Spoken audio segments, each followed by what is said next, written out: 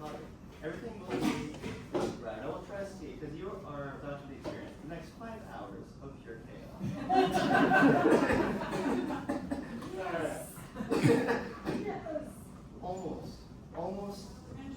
Almost 1% of how chaos this mission is. Translate to chaos. Alright, so let's try to see how this is what I call getting hot.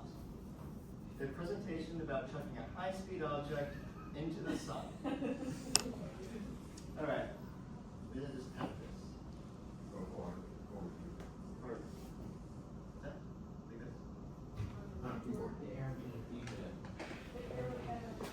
Like this? Oh, I didn't see this! So getting hot. A presentation about chucking a high-speed object into the sun. This is the sun.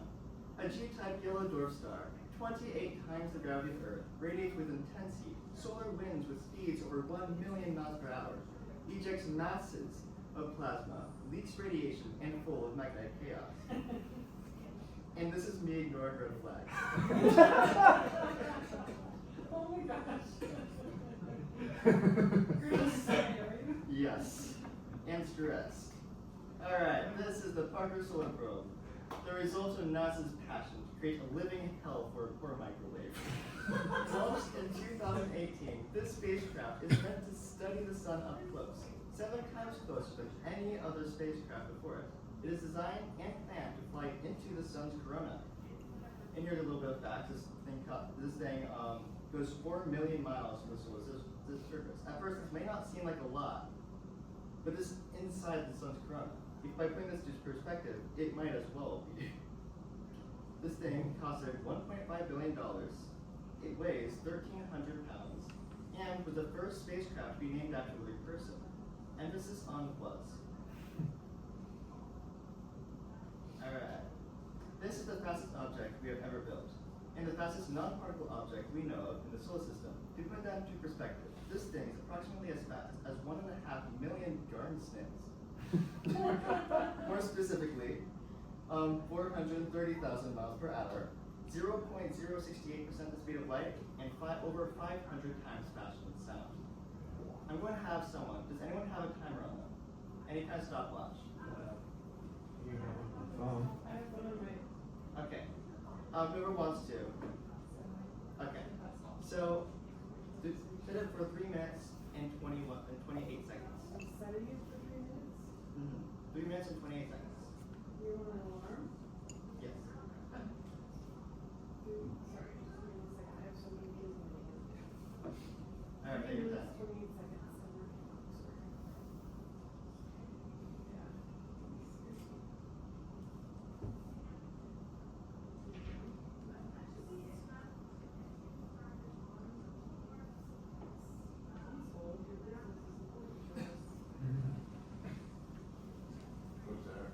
Go.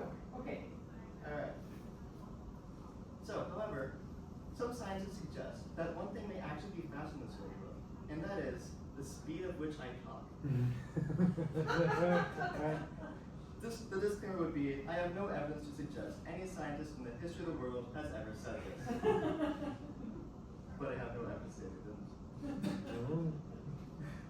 Just how hot is the sun's corona? You may think, well, at least it isn't the sun's surface. Though considering you're all taking this class, I'm pretty sure you don't. But here's the twist. The corona is actually much hotter than the surface. The sun's surface, photosphere, like around 10,000 degrees Fahrenheit. And while the corona can be up to 3.6 millions, sometimes even hotter. That's over 50,000 Oregon Julys. So needless to say, if your summer was in the sun's corona, you wouldn't be feeling it for much longer. And here's a fun fact, which is kind of important for this mission. For centuries, the only way to observe this corona was from solar eclipses. What you see in the eclipse, that is the sun's corona. There's no other way to see it, except for a few times in technology. For example, in France, 1920, there's a telescope that allowed you to block it, but not very effective. There'll be more on this later. But why? If someone told me they were going to chuck an object, or a high-speed object, into 2 non-million kilograms of thermonuclear mass, first thing I'd probably ask is why? There are several reasons. It's a star. Well, for me, this would be reason enough. Stars are the reason I got into astronomy. There are 100 to 400 billion stars in the Milky Way. 7.5 to 30 billion of those likely G-type stars, the star type of our sun. Because let's admit it, we ain't chucking a satellite up Polaris anytime soon. If you take the solar probe's max speed and send it to Proxima Centauri, the closest star we know of, M-type red dwarf star, it would take 6.6 million years. That long ago, the earliest Homo sapiens are negative 6.3 million years old.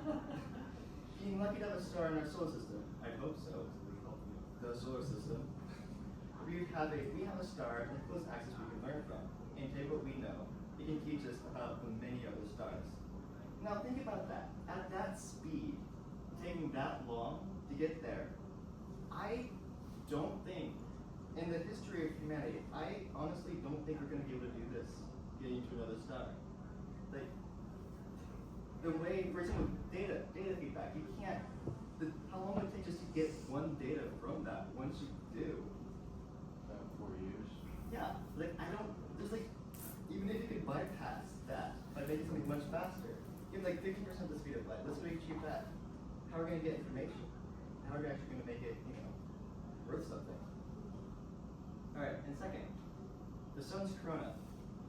Last time I mentioned the misconception that the sun's surface is hotter than the corona.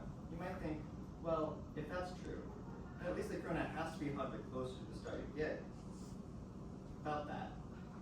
It actually gets hotter the further you move away from the star up to the element critical surface, which is this. That's the edge of the corona. Up until that point, it gets hotter. The reason for this process is called, we don't know. How did it go up? Time's up. Okay, that was how long it would take this probe to go around the equator of the Earth. You guys look walk this farther than you've ever walked before. And just in that sort of time.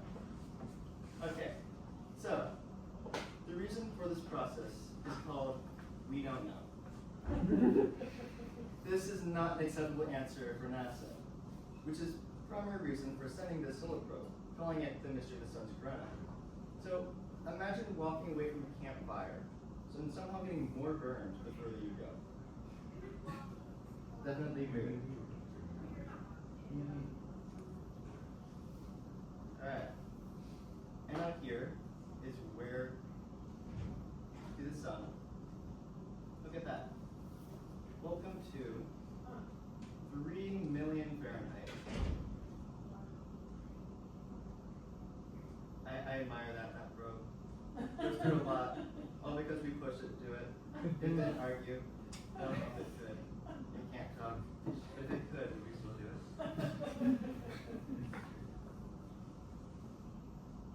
How it works and complications. Okay. Like how it works and complications. This is not a trip to Mars. In fact, it takes 55 times more energy to go to the sun than to Mars. Given its high speed, you need to make it lightweight, not to mention the millions of degrees we're flying into. Over its lifespan, it's estimated to go around the sun 24 times. As it gets closer, it speeds up, reaching high speeds once it reaches close, staying in the corona for just a few minutes to hours, then waits months for the next pass. But in order to get closer, you need to slow the probe to change its orbit. Else, it would get the same data. But how do you do that? And to answer that, I must ask you a question. If humans put the probe in sun and a marriage of inconvenience to research, which I will get back onto that.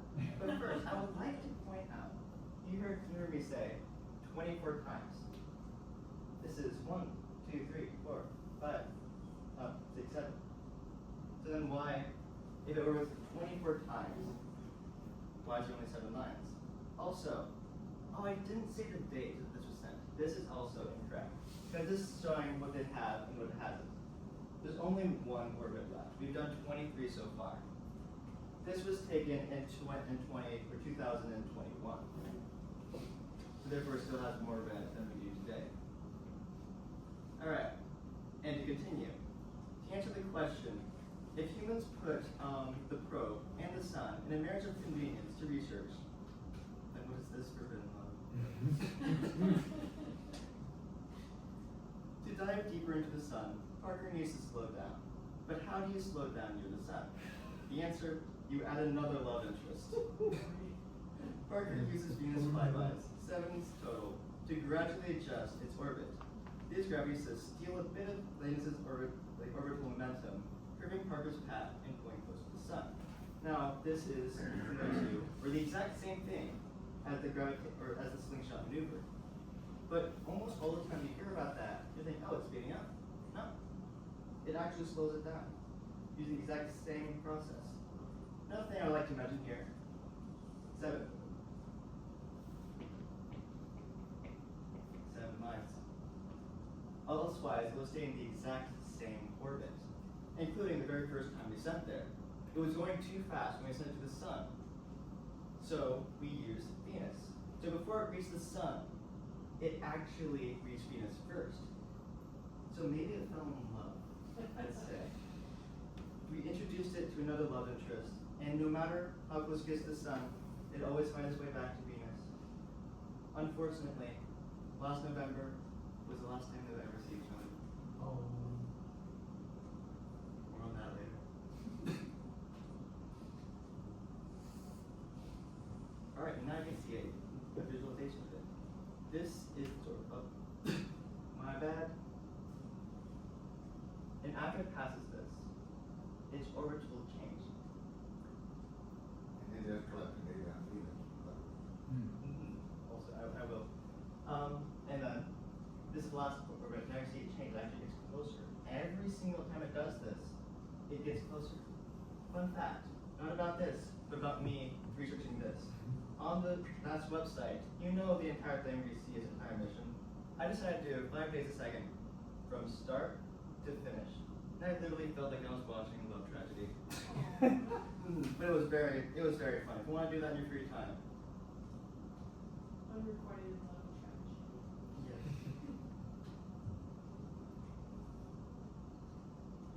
However, it does have a bad habit of taking pictures. That's Venus. Don't know if it got consent though. However, this is a sad low quality photo because I didn't want to sacrifice half a gigabyte for you. I'm sorry guys. Alright, the instruments. Alright, this is the diagram. You see the whisper instrument here. You don't know what that is yet. There's also the sweep instrument. You also don't know what that is either, unless you guys do. I'm not going to assume you didn't research this. And there's also the antenna. You don't know what that is either. There's the ESIS, which this actually doesn't have an O, but it's very weird. So I'm pretty. I completely understand that not having. I need to copy and paste it. It's ISIS? The ESIS. It's pronounced, or at least that's how it's pronounced. It looks like ISIS, but it's pronounced ESIS. There's also EPI low, which is instrument within the instrument, EPI high. It's within the instrument. Now, technically, I could continue to do the slides where I describe each of these, but I'm deciding to waste your time and tell you what you don't know yet. And then there is also a tail called fields, which is also part of the antenna. Alright, so now let's go with the first one. Whisper. Despite being called Whisper, it shouts the loudest in its discoveries.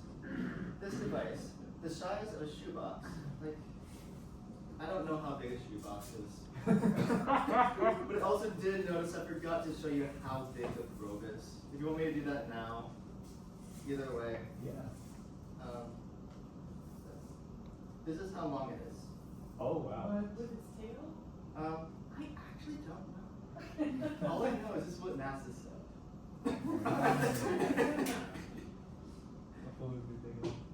Okay, so this device, the size of a shoebox, is the only picture-taking mechanic the probe has.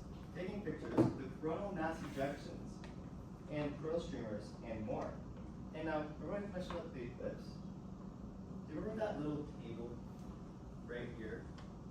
Or maybe I have it. Skippy. Like this. See, right here. This acts as an artificial eclipse. But this is a benefit, definitely not its main purpose. Let me tell you that. You will find out what its true purpose is. But we'll take other side benefits or other side purposes Every single thing here is vital. Even though one thing seems so big compared to the others, if that would take away one thing, it would not work the same. For example, without this, without blocking the sun and seeing all of the streamers of pure ionized plasma of hydrogen and helium, you wouldn't get what we have now. And it's also, you know the trend that NASA really loves. You send something out into space, you have to take a picture of Earth again. Despite its entire purpose, looking at the sun and looking at streamers, we can't help it. You have to get another one of those. So now you have pictures of Earth from Mars, now you have pictures of Earth from the sun. Yep.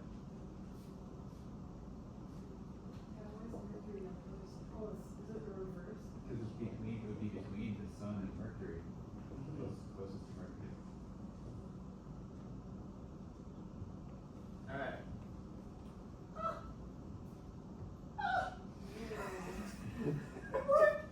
I went through so much pain and process to make that into a gift. It's not moving for you. At least I didn't pay the subscription. I swear, if I paid the subscription, you did this to me. Okay, what you should be seeing. I should have done. Also, here's another fun fact. This happened to me before. I used to have a small video, so I can play it instead of not being a GIF because you know it's very short. What's the point? In case everything goes wrong. But things didn't go wrong for 2 days. So I said, what's the point of having the video in case something goes wrong? I decided to do that today.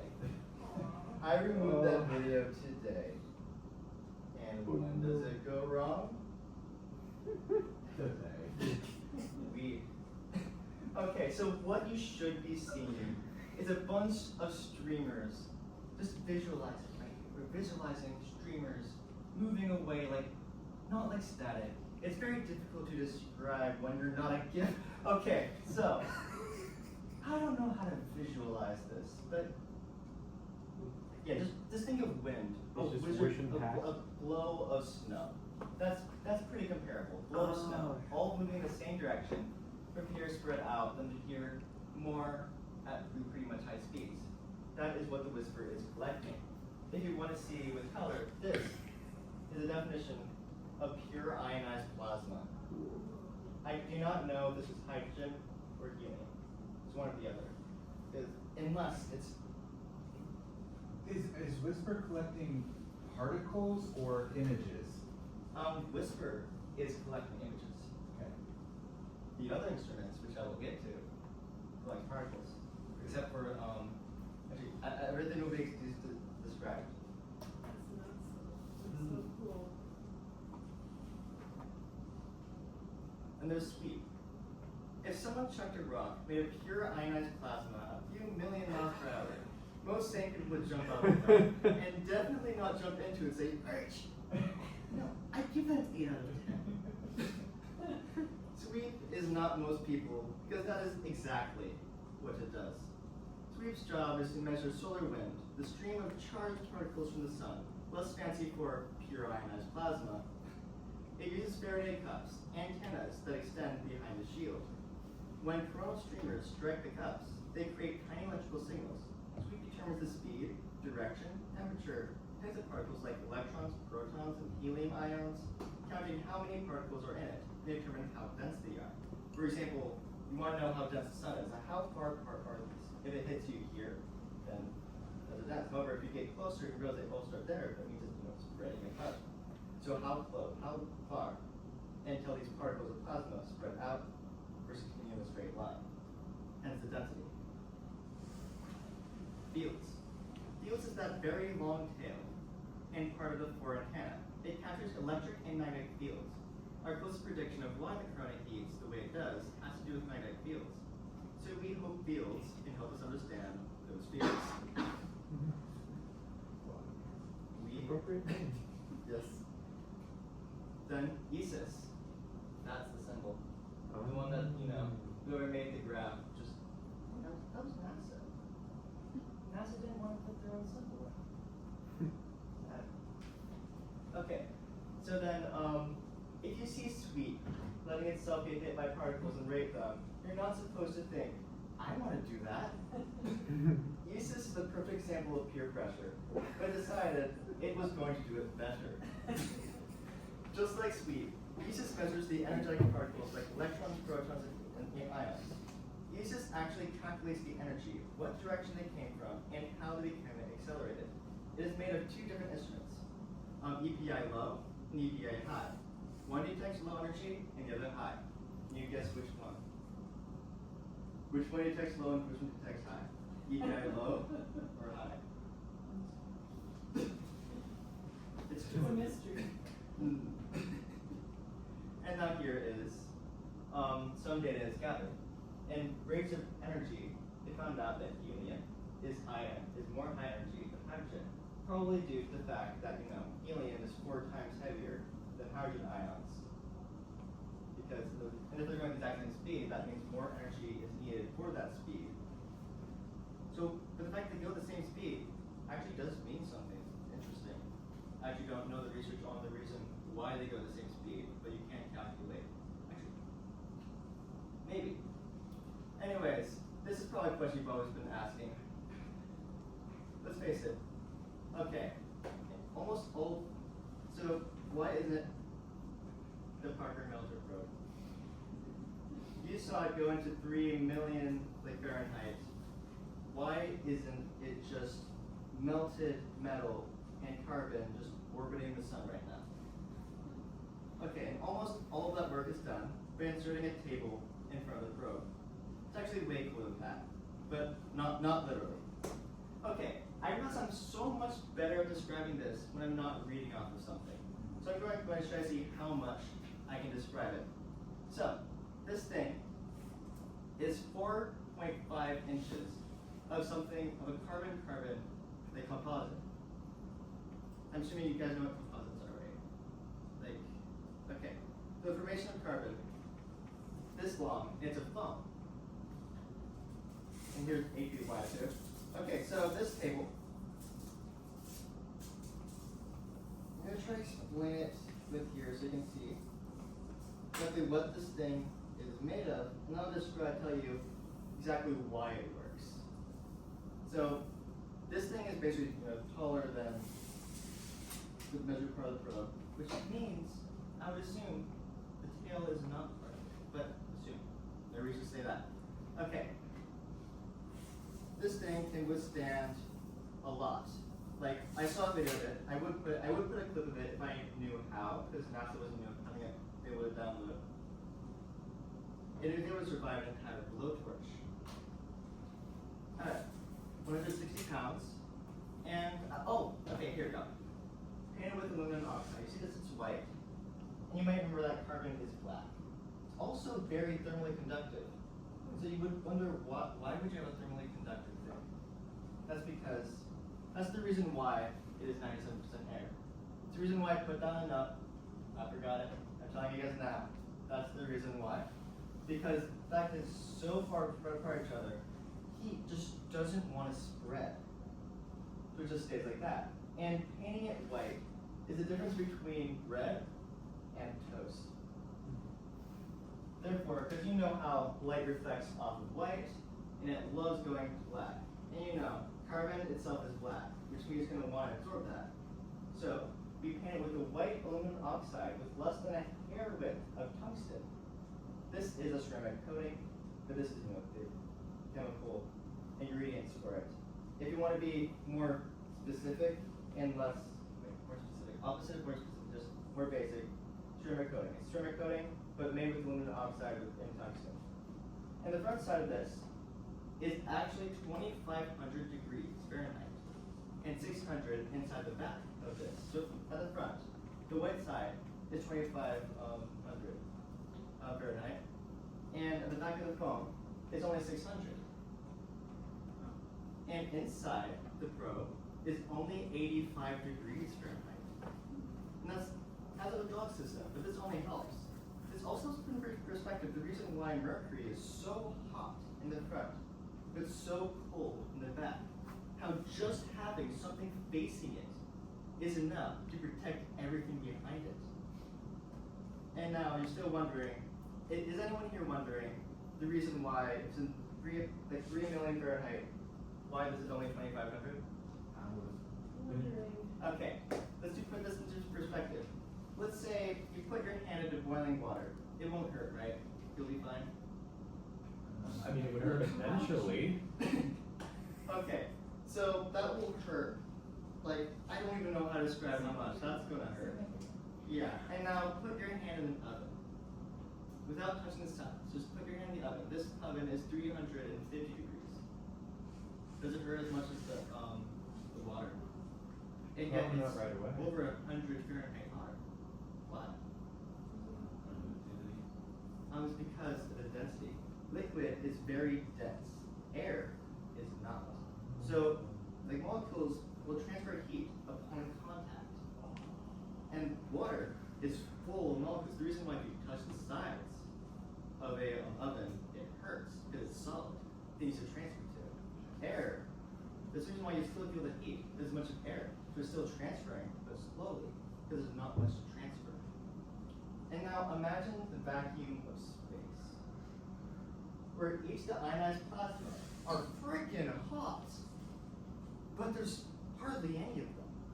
But the fact that dense from apart each other is enough to get that to 2,500 when it's carbon and with white aluminum oxide. That's surprising, but not nearly as surprising as the science itself. Like, for example, can we take a moment to mention how great carbon is, like how fascinating an element it is. Not only can it withstand an entire blowtorch, it can also turn this planet into one. In the air. Yep. Okay. And now there is Eugene Newman Parker. Eugene Parker was an American astrophysicist who transformed our understanding of the sun. In recognition of his pioneering discoveries, NASA named the Parker Solar Probe in his honor. First time the agency named a spacecraft after a living person. He was given a seat to witness its launch in person in 2018.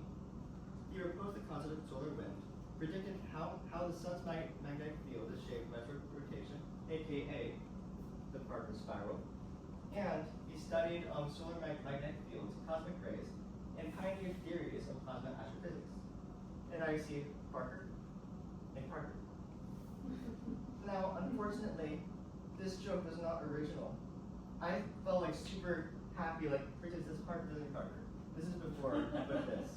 So I'm like, oh my gosh, what creative I am. And I go to the NASA website, and its title for this picture was Parker meets Parker. And I'm like, damn you NASA, why are you so funny? It's a one step ahead of me. I'll catch up, don't worry. Alright. Then discoveries. It's blank. Actually, no, it's next slide. Magnetic switchbacks. This is one huge thing that was discovered. Like, one of the biggest things that's researching right now is magnetic switchbacks. This is supposed to be a gift.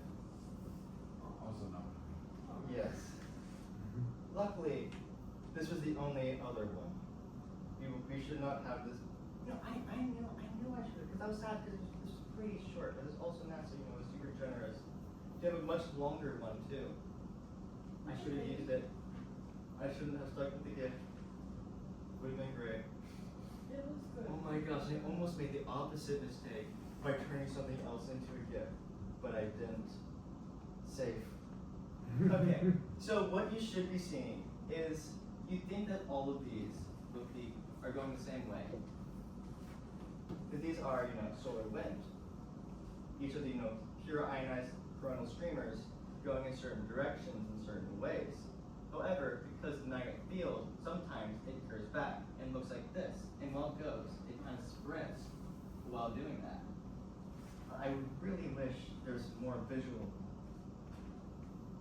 Okay, so, and who here has a question of what it looks like?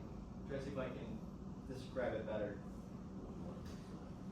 Magnetic streamers are you talking about? Yes, switchbacks. Ionized plasma. Well, I mean, with the movement, because these all go in straight lines, but they're not straight inside the sun's corona, because the magnetic field sometimes catches them, and they sometimes start moving backwards while it's doing that. It's So almost while like it's doing this- it's almost like it's diffusing them a little bit. Like Yeah. those magnetic streamers that are kind of twisting up inside the sun will go, you know, they basically grow as big hoops, Yeah. and then affect those ionized particles, and then kind of diffuse it and pull it back down a little bit. Is that what you're That's the describing? same concept, same thing with that. I almost had a video of that one, but this one is talking about solar wind and going like this. But sometimes they start doing this instead, but still going this way. Mm. This. Interesting. All right. I also have more things to describe it with. I will describe it more with more videos here. This is it measuring it. The probe keeping track of each one of them as it goes. Each of these are all winds. That's so cool. Yep, and so your system is keeping track of each one.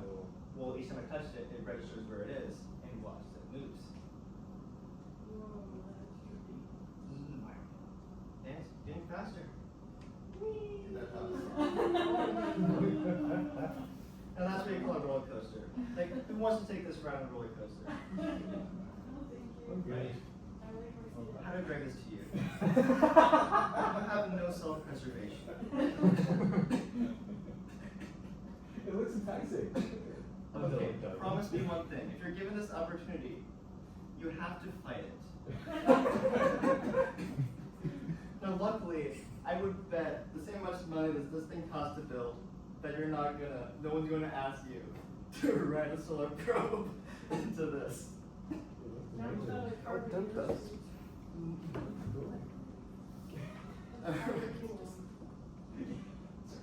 Did the press conference? Yeah. Oh, that's Okay. weird. Okay. Alright, now here is the video that I almost turned to a GIF. I'm glad I didn't now. Otherwise, this would also be another tragedy. Okay, remember this stream that I showed you earlier? This is what it looks like inside the corona, and this is what it looks like outside the corona. I see from here, they're not supposed to stop like that. You see, inside the corona, they're supposed to go, it's going opposite directions, but still, majority is going outwards. And now it's unleashed its full potential. All of this is, well, now it's frozen. But it's not, in real life, it's not that frozen. This is what you call a computer designed to pause. Okay, this is its true potential, and what you're looking at is the killer of Mars. After Mars lost its magnetic field subscription. It did review it. Yep, and where that got it. But it's kind of fascinating. Inside the corona, backwards, and now it's fast. Because all of it is going the same direction, and every single one of these pure ionized plasma here just orbits while slowly going this way. Just want to go backwards, and want to go forwards. Nothing's holding it back. They're going forward at full speed. That's what makes like solar wind dangerous. And however, this is one of the reasons why we sent the solar probe.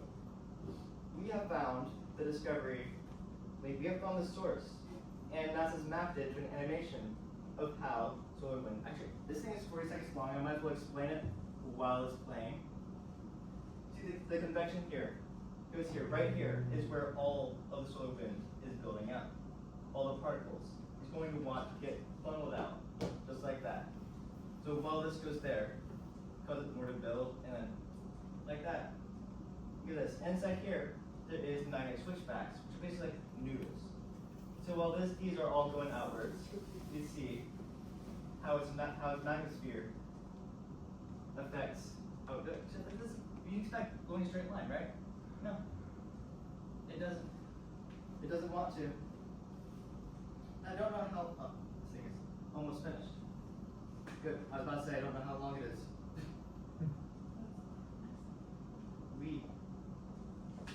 Alright, so did you know?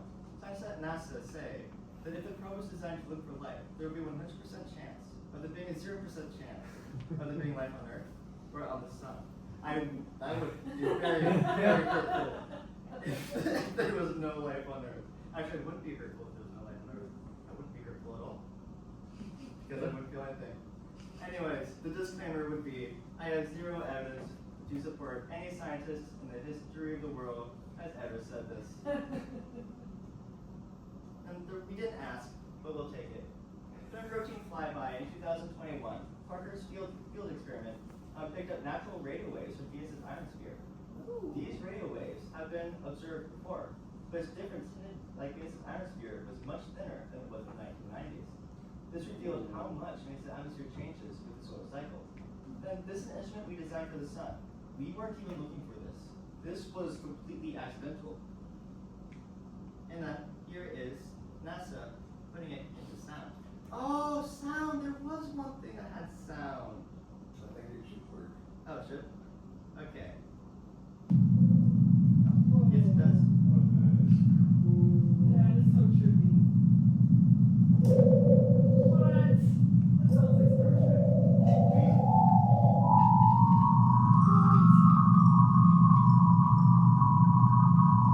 Venus has a voice.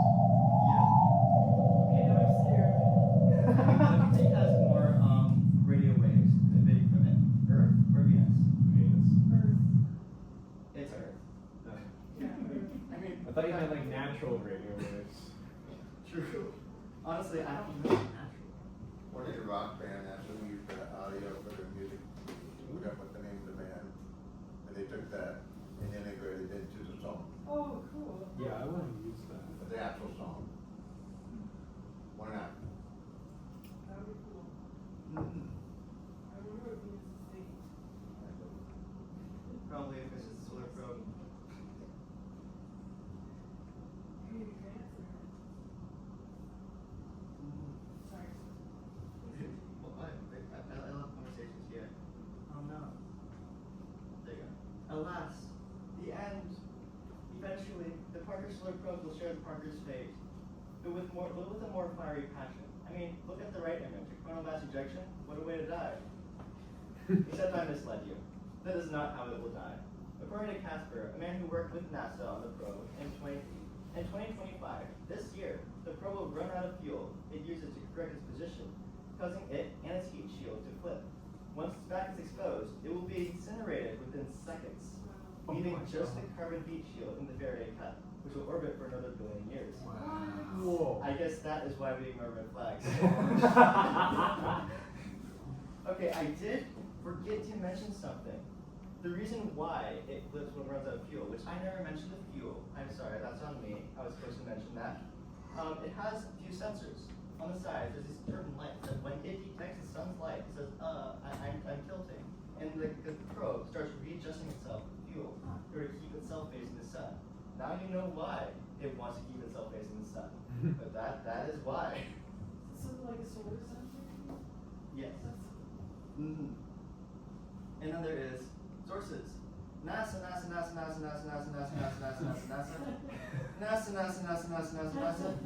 then a few other sources which get their sources from NASA, and Wikipedia which gets their sources from sources that get their sources from NASA.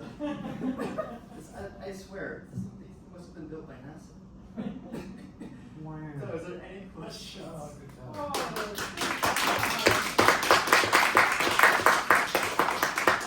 Okay, questions? Yes. How it's powered. Most of it is mostly gravitational. I don't know exactly if it uses solar power or not, or what it does. All I know is its orbit and how it uses Venus to use gravitation in order to keep itself there. Fuel. Do you like science? Yeah, That- really, I do not know. really good utilization of thermoelectrics. I would like look so much into this, but NASA never said that. There's so much to it. Yes. I just have a quick question about that one video you have with the sun and that there's like the convection currents and plasma going out. Yeah. Is that space in between the convection currents and the baseball and plasma going out, is that the global hole or whatever their diagram? Maybe you could go back and This happens in a lot of places. yeah. Like, Like that space, the orange space, is that considered a hole? Or? this is a funnel inside. It's like not like a solar hole This is like, if it's in the surface, it's kind of covered with this. These are all the places that you check solar wind, it has this happening. So isn't that like underneath, physically underneath the photosphere, where you see all the turbulence and like, yeah, they look like round, like bubbles Okay, smashed that's together. what the bubbles So that would be the are. Okay. internal Called granules. view Okay. of like granules. It's Okay. beautiful, actually, if you ever watch a time lapse of one, it's beautiful. Oh, cool. Well, actually, it's not cool, it's very hot. Yep. I love that. That was an accident. Yeah. No fun. Did you come across anything referring to sound causing corona heating? Sound. Yeah. I never mentioned the, one thing that we thought that was caused by it was an Alvin magnetic wave. That's a theory that we've seen some evidence to suggest from Parker Solar Probe. But its main goal was to find out the reason why. I think we'd be very sad to hear that it didn't prove any theories, but it helped shape some. For example, the most evident one that we have, but we're definitely not evident enough to know, put in science books, like this is how it likely works. But our most current acceptable hypothesis is something called a Alvin magnetic wave, which you remember the Alvin critical surface, Yeah. Yeah. the edge of the corona, saying that these waves, or these magnetism waves, carry energy, and the further it gets there, it releases it more. So by the time it reaches the corona, it just blows up in the energy, which makes that much hotter, while getting most of it contained over there. Again, this is the most appropriate theory, but nothing's proved. We've seen some evidence for it, So but we need to go back again, we need to go with red flags again. yes. But I would love to see a Parker Solar Probe or any, on every single classification stuff.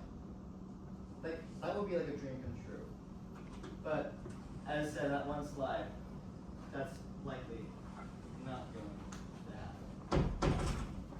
Right here. But yes, I'm pretty sure each classification star works in so much different ways.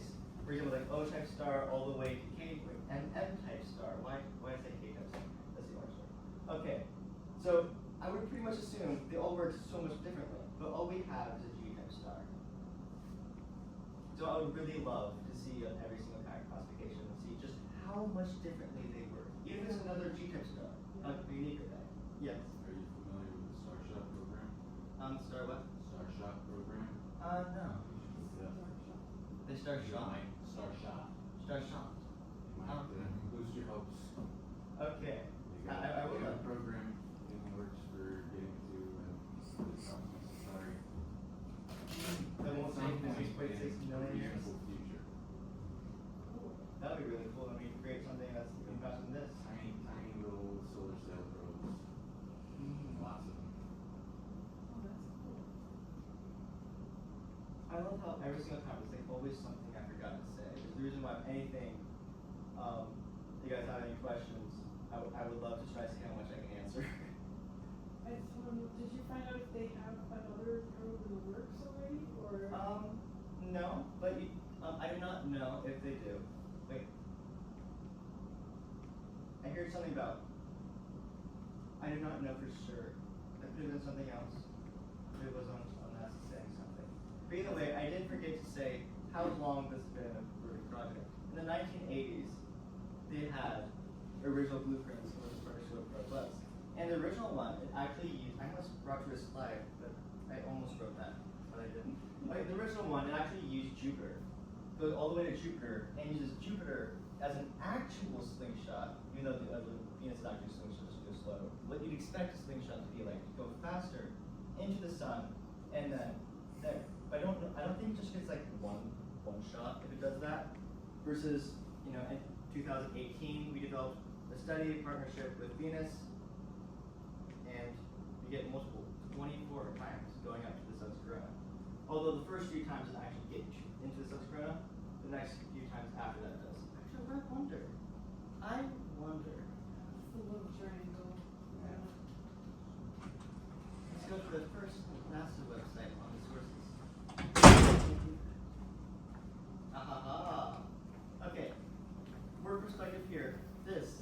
I'm not going to do what I did.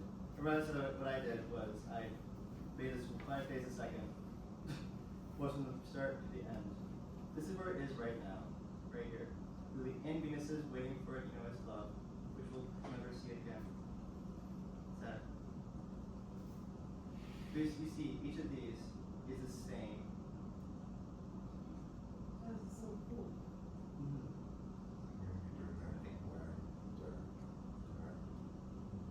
Like right here. Okay.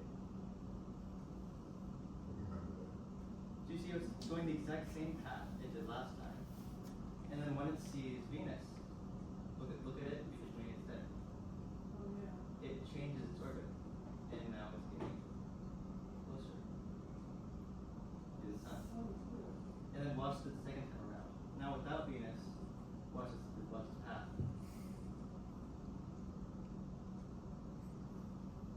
Oh, no. It's the exact same thing. Huh. So if we do not use Venus, we're just going to get the exact same shots over and over and over again. Have another question? Just curious. At 0.06% speed of light, there should be relative distance to the sun. What do you mean? The time should be slower to go. Is it 0.064? Yeah. 0.6%. I don't know how much. They can calculate that, I know, I think Yeah. that only has to do with communication. It's negligible. Yeah. It's there. Here, when it gets there, you'll see the top speed there. I do have. That's a really interesting point though. I think it's much slower at these kinds of points. For example, right here, you see how slow this moves. If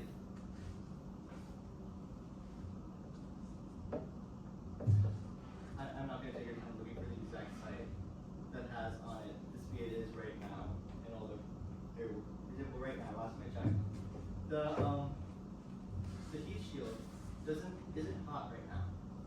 It's just completely cool right now. Yeah, it's on the other side of this orbit, yeah. But Zach, relativistic effects would affect the probe, not us viewing the There would probe. be a definite difference. Yeah. Yeah. That's so tricky. That's so true. Yeah, let's take a couple more questions so we can stay on track. Okay. More questions. Do you have any more questions? Couple things. One,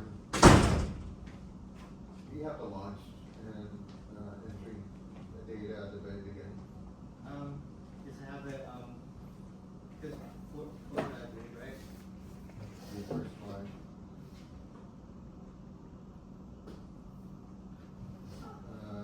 Oh, it's launch 2018. Okay. But I didn't mention the August. I don't know if you read it, or what have you. Why was it launched at that time? What was the advantage? Comes with solar minimum. Keep going. Oh, I don't know anything. Okay, the solar minimum, keep going. And when it finally reaches Oh, because it'll downward, be at a maximum when I Yes. reach it, so I can see that. you're absolutely taking advantage of the solar maximum. Because that's where you're getting where you bet your bet data. Okay, so that was deliberate. And they needed to do it in 2018 to go at that point. Okay, it's very transparent. But it is, that's why they did it. Another thing too about, which is great, you did an excellent job, wanted the design of it, okay? And why is it moving so fast it doesn't burn? Think about it, you have a candle with a flame on it, you put your finger through it, does it burn? No, if you move too But if you stop with your finger, Yeah, it burns. it hurts. Okay, In this so thing, think about that analogy, you can do that, don't do it in a campfire, trust me. Don't try to put your hand to the campfire, okay? I've seen them before, but Yeah. I wouldn't recommend it. Yeah, yeah. So it's an analogy with the boiling water and the oven burning. Okay, but that's another one that's the flame. Okay? And that's with how it's only within the corona, to a few minutes to hour. That's what they, and then it's outside. It starts going out, and then it cools, and waits a few months for the next one. It's expensive, $1.5 billion, a lot of it is that private. Okay? All right, you guys are great. Okay, let's give Wolf a hand. Excellent. Boy, worry, I'm gonna be in trouble when we get to 4 or 5 presentations in a night.